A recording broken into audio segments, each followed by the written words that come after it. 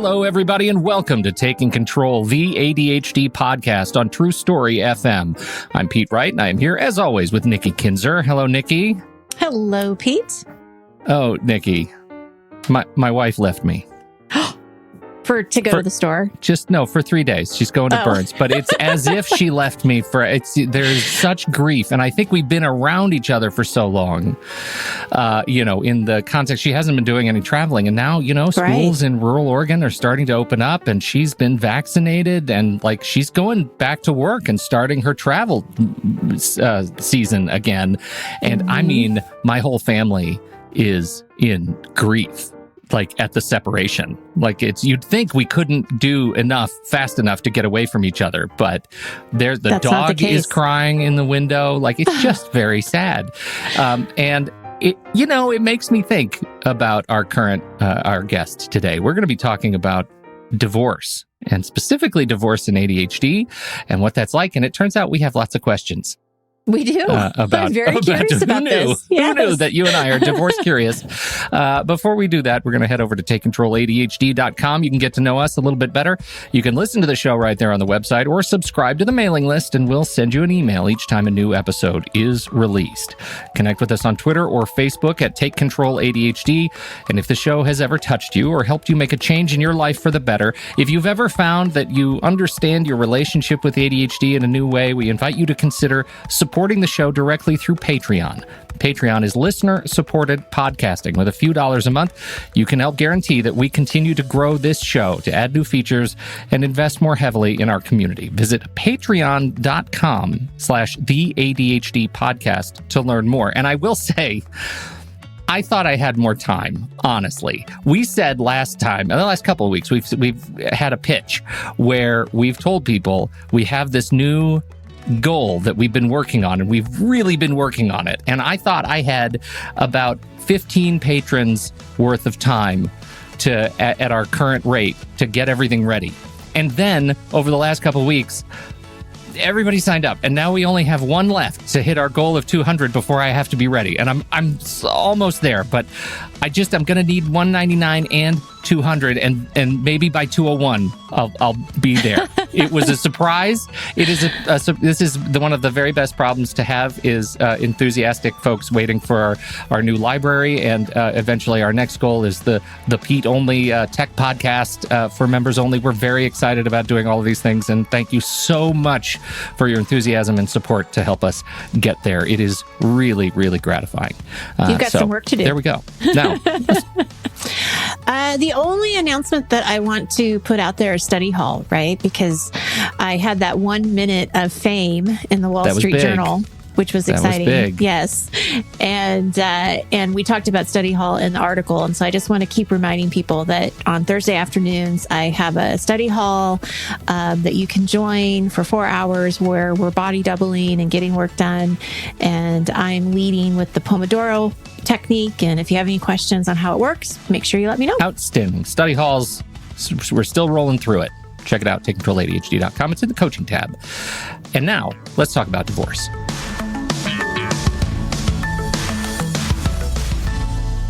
Seth Nelson, Esquire, is a dear friend of mine and a partner in the podcast How to Split a Toaster, a divorce podcast about saving your relationships. He is a family law attorney in Tampa, Florida, and he's here today to talk about the big breakup. How you doing, Seth?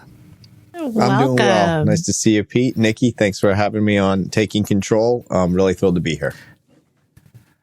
The whole reason we started this podcast, somewhere, I don't remember who started it, but we started thinking about just kind of, I think, Seth, maybe you and I were talking about something related to ADHD, and you started rattling off these issues where someone who's living with ADHD might be seriously challenged when they approach the legal system. And so we thought this would be a great opportunity because we know, Nikki, you should probably talk to this, like the preponderance of evidence says that people living with ADHD have a hard time in marriage. Oh, yes. Yes, definitely. A high increase of, not high increase, but I should say, high percentage of divorce, right? And multiple marriages within a lifetime.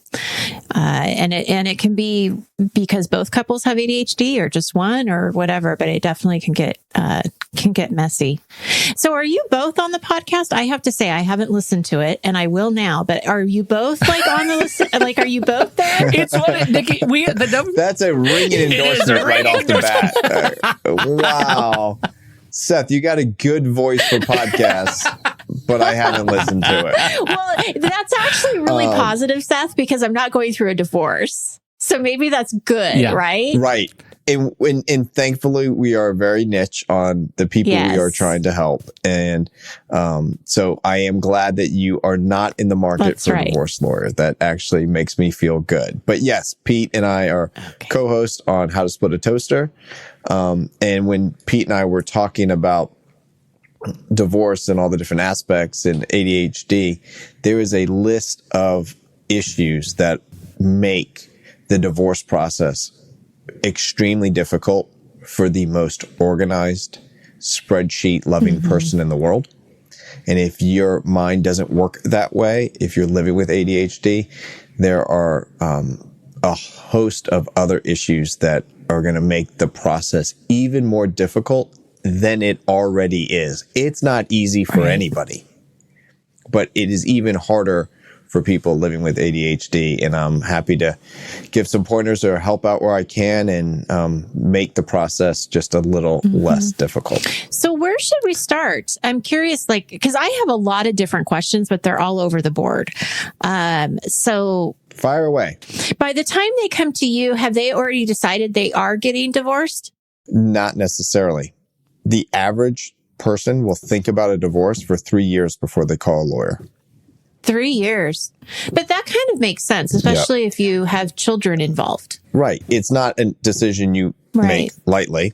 So that does give it some time and credence. But there'll be people that will come to me that will say, I'm done. I'm ready. I've been ready for a long time.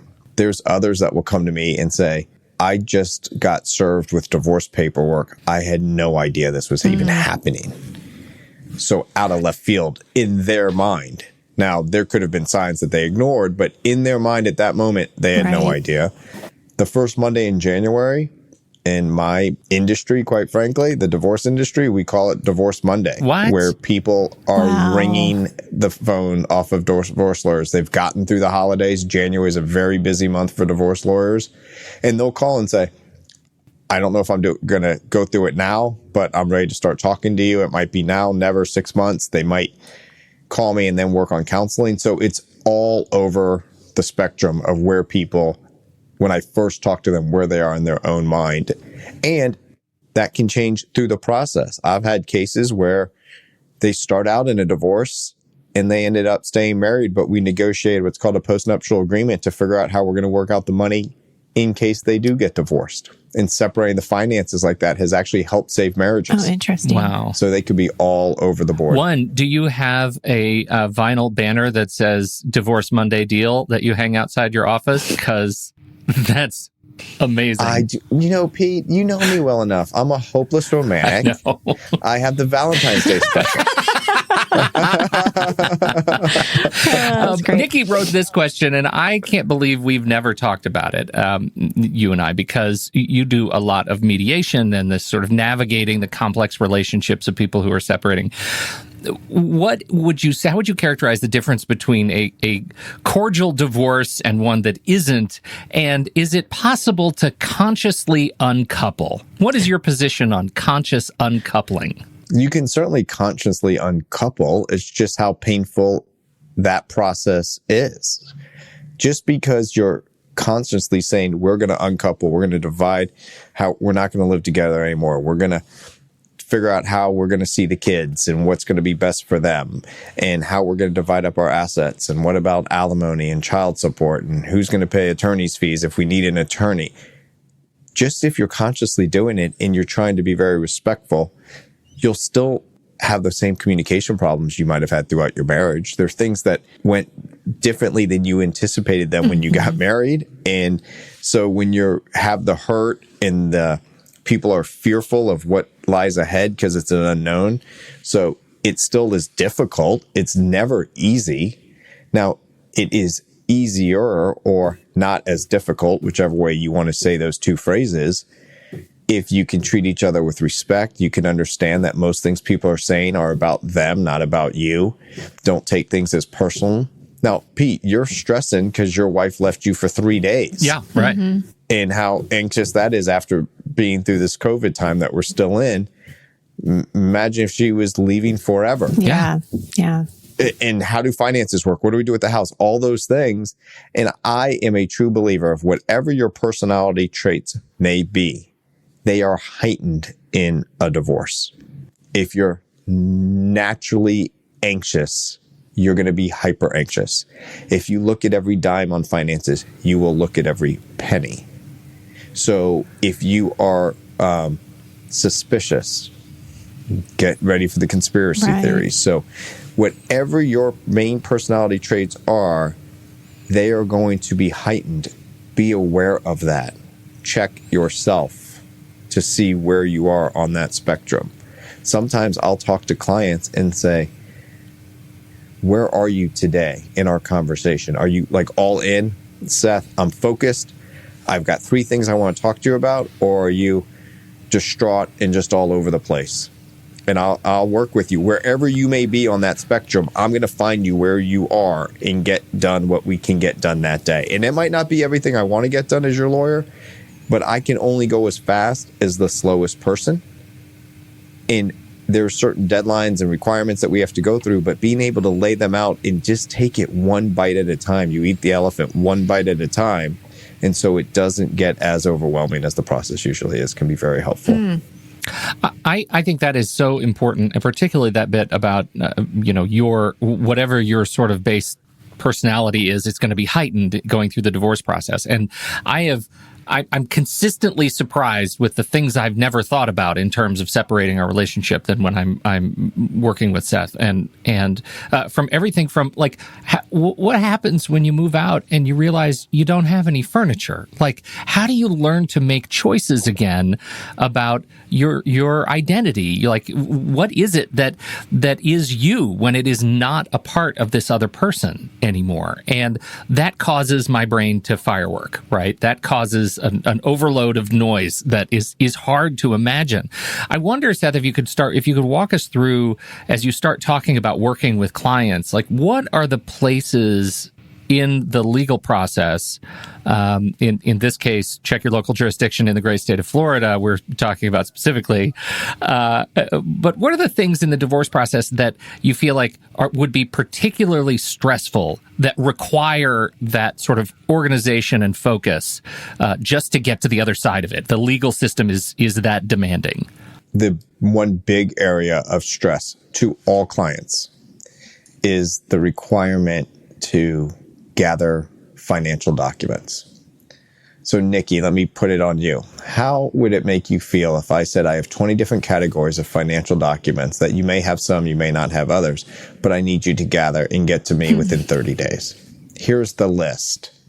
Your last 3 years of tax returns, the last 12 months of any banking statements, checking or savings, any trust that you might have, any Bitcoin accounts or cryptocurrency that you may have, any of your retirement statements, your health insurance cards, and on and on and on. Give me a list of your budget. How much do you pay for cable? How much do you pay for car insurance? How much is your health insurance? How much does your employer pay for your health insurance? How much is attributable to the kids? It just, I can keep going and going and going. It is overwhelming. So that, I think, Pete, to answer your question directly, is one of the highest areas of stress that the lawyer is putting on the client, because we need this information. And how do we get it? Because I can't represent you and tell you how I'm going to divide up your assets if I don't know what your mortgage is and how much is left on the mortgage and what's your house and what's the value of your house.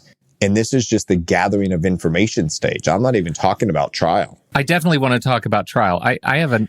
Which we will, right. I have an interjecting question, though, that I've never thought of. And when you said 20 categories of financial documents and started listing off all of the things that I hate to think about, it made me wonder, from an aspirational ADHD perspective, you're doing that for many clients. How do you keep it all straight? What systems do you have in place to actually manage all of that stuff for your clients? Does your head just work particularly beautifully in this capacity? Yes, it's a beautiful mind, right? To the annoyance of my girlfriend, I think very linear. Okay. So that's one aspect, I think, of being a lawyer. And it's not that I can't be, I do have a creative side, but in this aspect, I'm very linear. When we get, first off, I have an amazing team. No one just hires a lawyer, they hire a legal team. So you need to talk to your lawyer about what people who in the office you need to talk to about who does what role. So I'm not the guy in my office that reaches out to the client to say, I haven't gotten your bank statements yet. Or if they just don't have the capability. And this is not a slight or a dig on anyone. If you don't have what I call the bandwidth to sit down at the computer and figure out your password and do the lost my password and get the email to change your password to get onto your bank account and then download 12 months of your bank statements because you're going to be distracted by the dog or you got to go to the kitchen and make dinner and then the kids do this and their homework comes in. And by the time all this happens at the end of the day, you just don't have the bandwidth to do it. We have processes here at our office in place to help you get those things done. That seems key, right? To have somebody, if you're really struggling with that stuff, to know that you can count on your attorney's office team to actually help you do the work and keep you on. It's like an accountability. It's like a study hall for law. Right. And what we mean by this, okay, let's have an appointment where you come in for a half hour, hour. Bring your phone with you. Let's log in. If you don't have your login, we're going to send you the email right now. We're going to change your password. We'll record it. Let's get it. You give us permission. Click. And while we're downloading, my paralegal's downloading the 12 months of bank statements, it's okay if you start talking about other things. She can multitask that. That is perfectly acceptable. That's okay. That's who you are. Let's meet you where you are, but we're still going to work with you to get the information that you have or that you can get access to, even if we're the ones helping you get the access to that. And people will tell us, I don't even know where to find my tax returns. We do. We can go to the IRS and ask for what's called your transcripts. It's the IRS format of your tax return. We can do a credit check, freecreditreport.com. While you're sitting here, we can do it right on the computer. You click yes that we're allowed to do it. So there's ways that we help our clients get us the information that we need to then properly do the analysis and represent them. I have a question. So I know that some of my clients are behind in their taxes.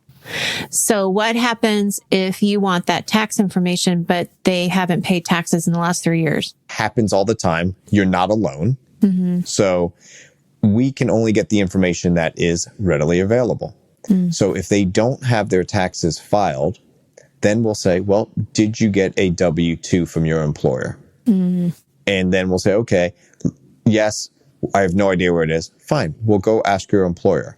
Then let's say you don't even work there anymore. I can actually send a subpoena requiring the employer to give me the documents. I don't even need you for that. Right. There's a legal process and all these hoops I have to jump through, which I'm not going to bore anyone with today. But I can literally go subpoena things if you just can't get them. I've subpoenaed my own clients' bank records because they just didn't have the bandwidth to go get them for me or to come into the office. So I have other levers that I can pull to make your going through the process less daunting. Now, it will cost more money, right? It's cheaper if you give me the bank statements and I have to go file in the court and then subpoena them and send someone to serve the subpoena. There's all these steps, but we're there to help you. And so there are different ways to do it. Now, financially, Nikki, if they haven't filed the tax returns, that's a legal issue we're going to have to deal with in the divorce. But as far as getting the documents, I can get the W-2s. We have accountants that we work with. We can refer them to an accountant and try to clean it up. That's what I was. That's immediately what I was thinking. Is once you're 3 years behind, then there's a certain amount of just general fear of starting a process that's going to uncover more things that you are not on top of, and I can imagine that being a highly stressful, terrifying experience. It is, but most things in life, I believe the worrying is worse than the doing. Yeah. Worrying about, oh my God, I haven't paid taxes for 3 years is going to gnaw at you. Right. Once you get it all out there and the IRS says, okay, we're going to put you on a payment plan. Here's your payment plan. And you know what it is. And we're going through a divorce and we're going to count that in alimony or not, or we have some assets maybe we can sell to pay off this debt quicker. You will feel better. You'll feel better knowing that the plan's in place and it's not something lurking behind you. Oh, I agree with that because it feels just as bad at 5 years, 3 years, 1 year. It's, you got to take care of it and be able to breathe without having that burden. I do have a question about the cost because I had a friend a long time ago who was considering divorce, but she decided not to because it was too expensive. So they decided to stay together, but they're not together. They just live in the same house. I find that so hard to imagine.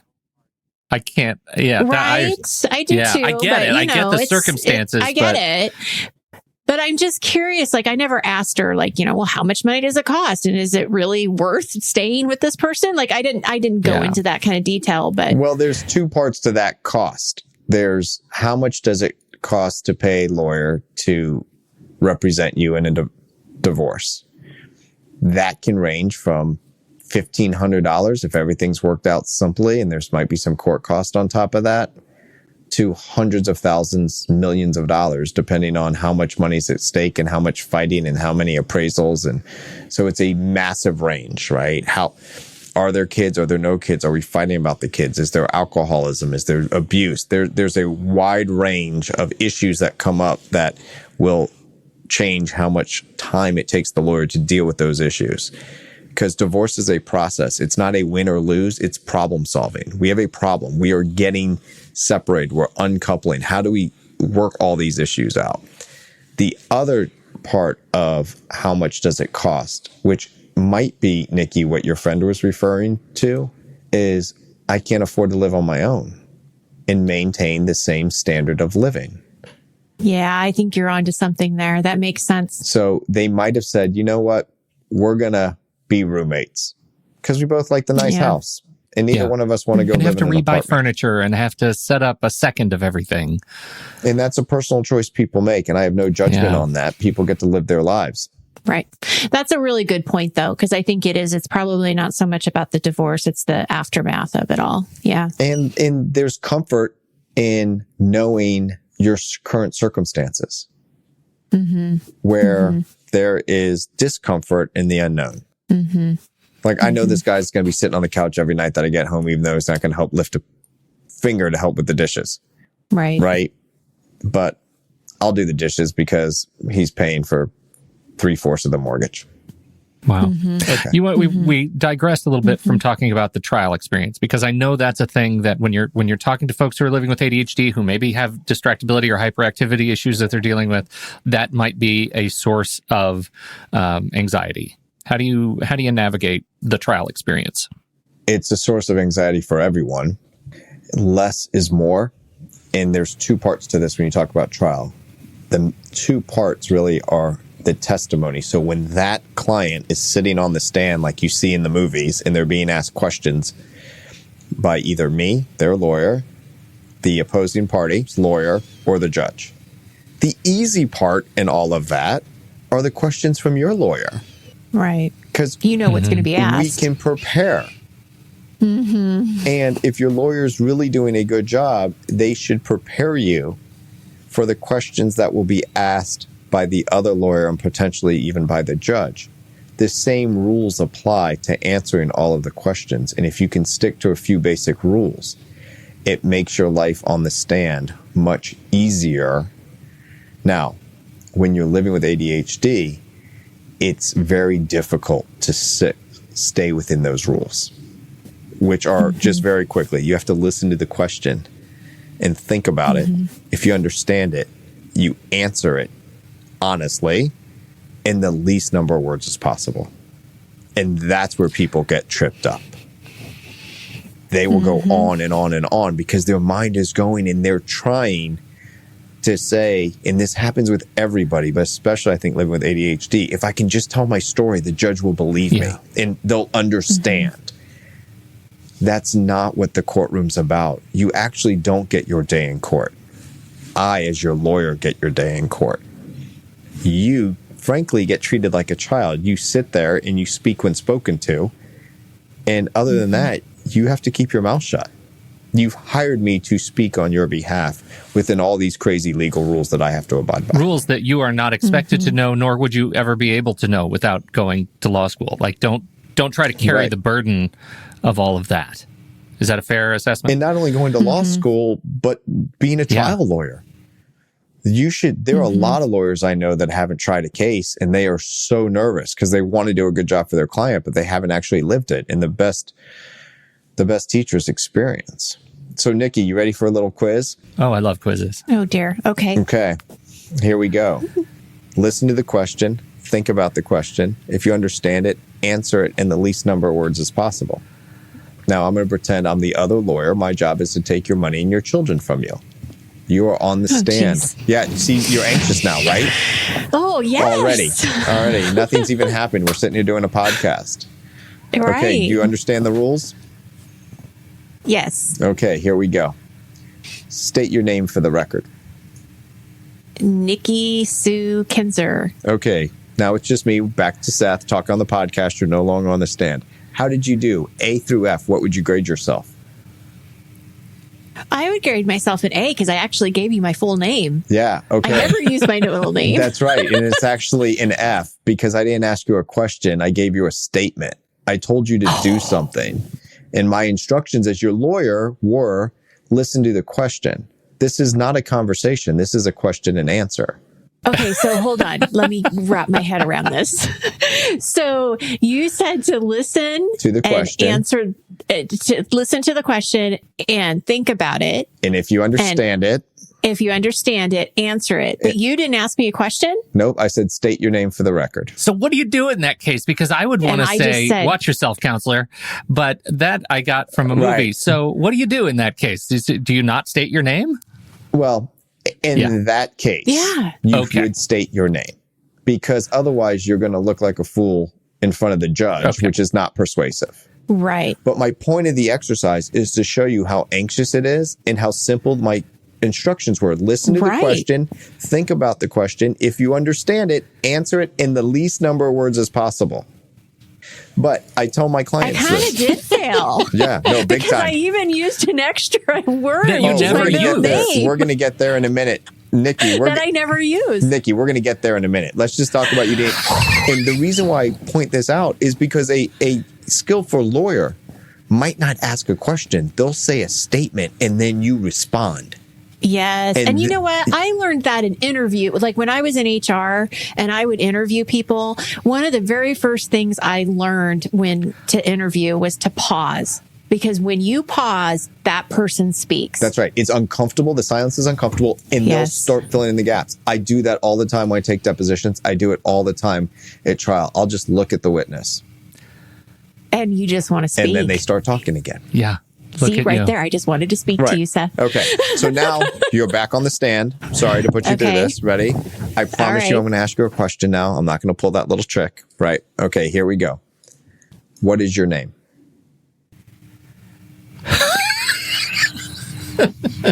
Nikki Kinzer. Look how long that took. That started laughing. Oh, Nikki, how did you do there? We're grading you now. Well, it was a question. I understood it, and I did think about how I was going to answer, and I did do it in the fewest words possible. So I disagree. You could have just said Nikki. Right. I disagree. Oh, no. Bingo. So think back to when you're single and you're at a bar and a nice guy comes up to you and says, hi, what's your name? Do you say, hi, I'm Nikki Kinzer? Do you say Nikki? No, of course not. Right. Not if you, well, if you don't want to talk to the guy, that's what you say. But if you want to talk to the guy. So what you did, and this is really important because I want people to be themselves on the stand, even if you're living with ADHD. It's okay. It's not a negative. We're going to get that information out. We're going to have the judge understand it, but it's going to be understood through the answers and questions. Okay. So my point to that is that you answered formally. In fact, when I said state your name, you even gave your middle name. That's a very formal answer. Oh, because totally, you pictured yourself in a courtroom, which is a formal setting. Yep. Nowhere were my instructions to put on a fancy dress or a tuxedo and be formal and answer formally. It was answer in the least number of words as possible. And if you're living with ADHD, this is really important, because if you can just practice with your lawyer of listening to the question and answering and stopping. It's okay if your mind is running inside your head. I don't have a problem with that. I just want you to answer the question and sit silently. So this is what happens in court. And I'm going to show you why this exercise is very valuable to clients on the stand. Now I'm going to ask you, what is your name? You're going to say Nikki, and then look what I do as a lawyer. What is your name? Nikki. What is your full name? Nikki Sue Kinzer. Okay. Now what you just did is you made that lawyer who's trying to take your kids and money away from you do their job. I asked a bad question on my first, what is your name? If I wanted your full name, then I should have said, what is your full name? That little bit will give clients such confidence at the very beginning of their testimony. They just smile. They look at me and smile, because most lawyers will say, what is your name? You'll say Nikki. Then they'll say, what is your full name? And the lawyer's now annoyed, but he's really annoyed with himself because he asked a bad question. Because he asked the bad question of what is your name? Right. If he wanted the full name, that's what he should have said. Don't help them do their job. I see. There's another piece to it that I think if I've learned anything about this Q&A, and believe me, Nikki, the number of times Seth has put me on the stand, it's too many to count, and I fail. I fail every time. Oh, it's fascinating. But the thing that I think I've said, and Seth, please stop me. I know you will stop me when I start lying on your behalf. But the thing that I find so interesting about the way Q&A works in this process is that by answering in as few words as possible, you're actually not just making the other lawyer do their job, you're allowing your lawyer to build the wall the way he needs it designed. Every question and answer is a brick. And if you go too far, that brick starts looking like something that isn't the wall that Seth needs to build. If you answer the questions as designed, you're allowing them to build this wall that is in your favor, that actually tells the whole story. And I'll do it a little different than a wall piece, just for the visual, is these are all pieces to a puzzle. It's a jigsaw puzzle that I have a picture that when I put all those puzzle pieces together, that's what it should look like for the judge. And as a client, I might not have any perspective on what that picture looks like. Yeah, I mean, we'll talk about it. We'll talk about my themes to the case, but there are things that happen in court that happen so fast that the clients don't understand, nor should they. Yeah. But my point is, don't start adding picture puzzles that I don't know about. Yeah. So just by answering the question and zip. Do you ever do that in court? Okay. Oh my God. I would love to. I would love to be able to do that. I have a question. Because this is something where I think it could get really messy. Like, I'm thinking about, and this is going to go dark, and I apologize because we're not a dark podcast, but I'm just really curious about this. If you have a relationship that is abusive, and you do have like a gaslighter in the in the relationship, whether you're representing them or not, right? What you just did is like such a trap for the more vulnerable person, right? Because they're going to want to try to defend themselves or try to say this person did this, this, and this. And then you've got somebody else who's like, yeah, but you did this, this, and this. It almost makes that person feel even smaller. Like, how do you deal with that when you know there's abuse in the relationship? I'm going to make sure I understand your question, because when there's abuse in a relationship, it's very serious. I take all my cases seriously, but there's an added heightened of safety. Yes, yes, for sure. So there is information that I will be given, and then there's what I can prove in court. And those might be two dramatically different things. Okay. Mm-hmm. So when it comes to someone that is being accused of being an abuser, I might not know the answer to that question. I know my client has been accused, and I've represented clients that have been accused of horrific things to children. Mm-hmm. And then in cases I've dealt with on many cases, it turned out not to be true. Mm-hmm. So the real kind of trap in your question is assuming I know the answer. Well, that's a good point. Right. Okay. I've represented people I know have abused people, or I thought very strongly, because either one, they told me and I believe them, or two, we were in a domestic violence injunction and the judge said, have you been arrested? Yes. Do you want to take the Fifth Amendment, your right to the Fifth Amendment, not testify? That would be against yourself. And my client had said yes. Okay. I've also been on the other side where I've represented people that have been abused. When you're asking those questions, there is a level of skill that comes with being a trial lawyer on getting to what you believe the truth is for the judge to hear.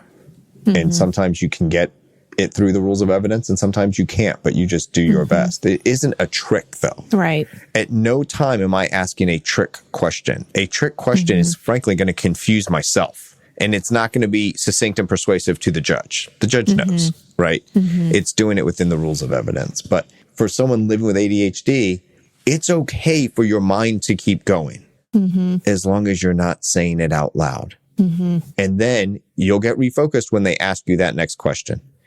And if your cadence is a little slower because you got to think about that question and your mind is racing and you want to make sure you answer it, that's okay. Because in court, I'm going to ask my client who's living with ADHD, do you have ADHD? Yes. How, and this is an open-ended question, does that impact you when answering questions? Sometimes I'm slower and I might go off the question's path, not by a meaning to, is I'm trying to get it all out. That's how my mind works. Yeah. Right now, the judge hears that. And doesn't think you're avoiding the question. The one thing judges really dislike is when you don't answer the question, because they're listening to the question. They're looking for the answer. They're trying to take their notes, do all the things they need to do and compare it to the law. And when you don't answer, they get very frustrated. What's your strategy for guiding clients and working with specific judges? Do you ever say, like, this judge isn't going to have any patience for you and your ADHD right now?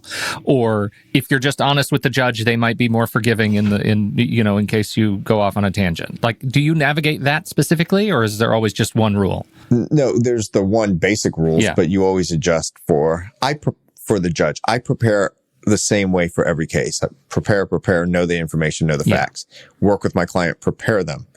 When I'm in the courtroom, depending on the judge and how things are going, you'll tack and go different ways. And Pete, the assumption you make, which is a fair assumption for someone that's not a practitioner, is that I know the judge I'm going to have. Right. I've walked into court, I'm ready for a 2-day trial, thinking it's one judge, and now I have a senior judge because my judge is sick. So that's why you prepare the same way and you've got to tack. But Nikki, to your point, it's all really about working with a lawyer that's going to prepare you for these items. Now, when you're dealing with kids, they're going to be, how does this impact the children? I'm sorry that you are living with ADHD, but is it at such a point where it has to impact your parenting? And if so, how? And then as your lawyer, I'm going to try to minimize that and show the other positive aspects of your parenting, because none of us are perfect parents. Right. We all have our strengths. We all have our weaknesses. This is the best example I can give you on this. If you're living with ADHD, when you're looking at it, it might be like a spigot that has a hose that's all messed up and it's turned on and the water's just gushing at the top. And if I put duct tape around that, I'm going to kind of slow that water. But now you look down that hose and there's a bunch of little pinpricks where the water's shooting up. That might be your spouse. There's a lot of little things your spouse is not doing what's best for the kids and negatively impacting them, but no one can see it because they're focused on the gushing water, which is what you're living with. So I need to get that under control. Not 100%. That's a fool's errand. But let's get it under control for our presentation to explain to the court what other amazing things you do as a parent and how you manage your ADHD. And then we can say, there's other issues in this case, Judge, that you need to look at too. because that water's coming up down that hose too. So it's not an all or nothing type scenario. Rarely is it all or nothing in a case. You do have your extreme examples. So I have a question about if somebody is thinking about going through this process. How do you know if you have a good lawyer? Like, I would hire you. Well, thank you. You sound fantastic. And I would feel like you had my back. Like I said, your husband already retained me. I hate to break it to you. I know. Dang it. But yeah, how do you how do you go through that kind of vetting process a little bit of knowing, is this person going to have my back? It's one of the most difficult things for a potential client to do. So I would say, get a list of questions that you want to ask your potential lawyer. We actually have a whole show on this, right, Pete, on how to split a toaster. Here are some just rules of thumb. And this, I think, is especially important if you're living with ADHD. And Nikki, you can correct me if I'm wrong on this. One, if you're doing the majority of the talking in the initial consultation, there's a problem. You as the client, you mean? You as the client. Okay. Because that's what happens. The client gets Laura on the phone and just spills everything. Yeah, I can see that. That gives you no information on how the lawyer is going to do the analysis of your case, how the lawyer can work with you, how the lawyer runs their office to get the information we talked about. What is the lawyer promising you or not promising you? So these are the type of questions I think you should ask is, how does your office run? If I have a problem, who do I talk to? How do I get a hold of them? Can you promise me that the judge is going to do X? If someone says yes to that, that's going to be a problem. Right. You can never promise anything on behalf of a judge. Because you can't promise anything. Yeah. Right. So I think there's those types of questions. Now, they should get enough information from you to give you a bit of an outline on how they deal with issues. And we just have an outline. It's called PEACE: parenting, equitable distribution, dividing assets, alimony, child support, everything else, the process. They should be talking to you about those items and how they, on a very thumbnail sketch outline of your life and how that might play out. Do you have a rapport with this lawyer? Do you know that you're going to go on and on and on talking, and you need a lawyer to stop you because you don't want a lawyer that's going to kick back, put their feet on the desk and let you talk for an hour and charge you $400? So do you have the rapport where you can say, listen, I appreciate you have a lot that you want to tell me today. It's more important for you to walk away from information from this initial consultation, whether you hire me or not. I don't need to know your story unless you hire me. I just need enough of your story so we can figure out whether we can work together. So these are the type of questions. I think that's a really good point with ADHD. Can you say that again? Because I think that's a really important point. The lawyer does not need to know your story unless you're going to hire them. You need to know whether you can work with this lawyer. Because if you have ADHD, you're going to want to tell your full story. And you're going to go from in what I call the seamless web, and that lawyer is going to have to bring you back to focus on the information they need when they need it in a timely, efficient way to save you money. Oh, that's such a good point. And I know that from my own experience with clients who want coaching, that they'll do that. They'll tell me their whole story before we even get to the point of whether or not we can work together. And I think that that's a really valid point. And the emotions are so much higher with, talking to a divorce. Right. And what's sad about that is they're going to hang up that phone and be like, oh my God, Seth was great. He just listened to everything I had to say. That gave them no information about how I practice law or whether I'm the right fit. And there are some people that will call me that will say, Seth, you're not my guy. I'm okay with that. I can't imagine it, but I'm okay with it. Seriously. I know, right? No, my husband is so lucky to have you, Seth. Pete, you know me well enough. I don't pull punches. I'm going to tell you what you need to know, not what you want to hear. And depending on where that client comes into the attorney-client relationship at that point, that's might not what they want, right? Even when you tell them. Some, I'm very direct. Some people need a little softer approach. How do you balance that kind of being the divorce lawyer versus the therapist? Oh, Pete, what's my favorite line on this one? Not your therapist. Let's play Seth Nelson. Let's play Seth Nelson bingo. Right. I'm not your friend. I'm not your therapist. I'm your lawyer. Yeah. Nikki, I'm telling you, the number of times I've tried to have Seth buy my friendship or buy his friendship, because you see all the movies that's all like, oh, my lawyer, he's my lawyer. I have him on retainer and we go play golf. Apparently, that's not a thing. That's not normal. Okay. Not in family law. Not in family law. Right. Play golf with somebody else's lawyer. I'm not even going to say anything. Yeah. Exactly. Right. That's so interesting. These type of questions, when you're living with ADHD, are so important to, even if you can just say, I'm going to write down 2 questions. I'm going to write down 3 questions. Just set a reasonable goal. And you know yourself better than most people if you're being honest with yourself. And people listening to your wonderful show are being honest with themselves. Mm-hmm. And you can start with the lawyer and say, be upfront. How would you handle me if I am living with ADHD? Mm-hmm. Or, I got you on the phone. I'm going to talk for 3 minutes and then you can tell me to be quiet. But I've got to get this out. Okay, go. Start the timer, whatever the case may be. But to be upfront and honest with your lawyer, and then see what kind of response you're getting from your lawyer to see whether you are going to be able to work together or not. When you say family law, are you only working like on divorces, or do you also do like estates, like?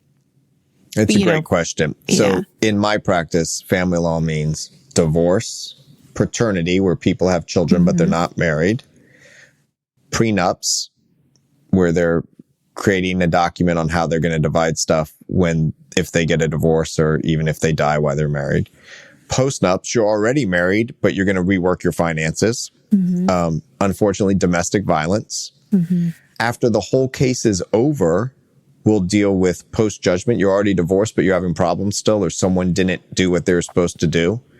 And with, it's called contempt and enforcement motions. And with all these areas, though, it's what people think of as divorce, child custody, dividing assets, alimony, child support. Those are like the substantive areas of law that we deal with on a daily basis, and all the emotion that goes along with it. Oh, yes. Wow. What do you think, Nikki? Is this useful? I think it's really useful. And, it's just, again, I was just so curious. I'm so glad that you got on the show and that you're here, Seth, to help us understand this process. And if any of our listeners have questions, I hope you send them in. And I know you have to look at your jurisdiction. Yes, it's always check your local jurisdiction. Yes. I know we Florida family law. Here. Right. and it is remarkable. It's so helpful. It's remarkable. Just, when you talk about, because Seth, we spoke on a show recently, we were talking about, a great divorce and the timeliness of divorce. And you compared the great state of Florida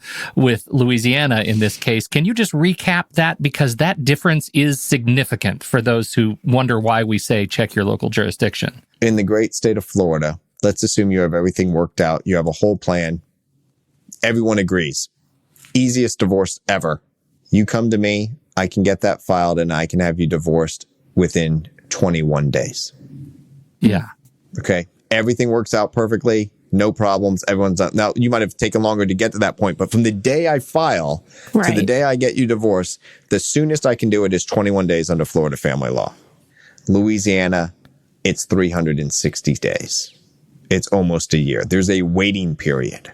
Wow. And that's if everything is agreed. And I might have the number of days wrong. It's almost a year. Even if everything's agreed, you have to be separated or something of that nature for that long. And we were speaking to a guest on our show that went through a divorce in Louisiana, and it was basically agreed to, and they had to wait almost a year. A lot happens in a year. That is crazy. It is amazing. And I imagine our global audience, there are different stories from around the world. I'd check your local jurisdiction, but I'll tell you, just being able to have a framework of what to expect going through a divorce is, I think, really powerful. And for anybody listening, we're so sorry if your relationship is suffering to the point that you're thinking that it might be time for a divorce. But we also hope that you have gotten something out of this to maybe ask the right questions and take the right steps forward to do it. Well, and I just want to say one last thing about that, Pete. I think that, one of the things about ADHDers is they're not always self-advocators, right? And so I think, that is probably something